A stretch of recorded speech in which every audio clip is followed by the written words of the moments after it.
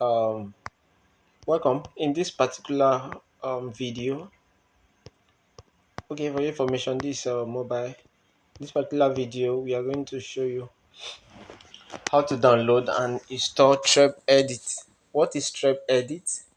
Treb-edit is a mobile app that you can use to begin your learning in web development.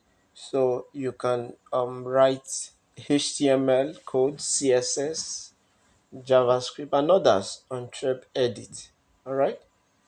So how do you download and install Treb-edit?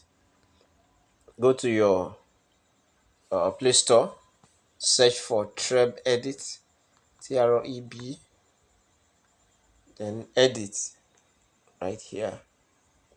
Okay. So this is Treb-edit. Uh, as you can see, it's asking me to update. That means I have already downloaded and installed Treb-edit on my mobile phone before now. So if you have not done that, you can just quickly download and install.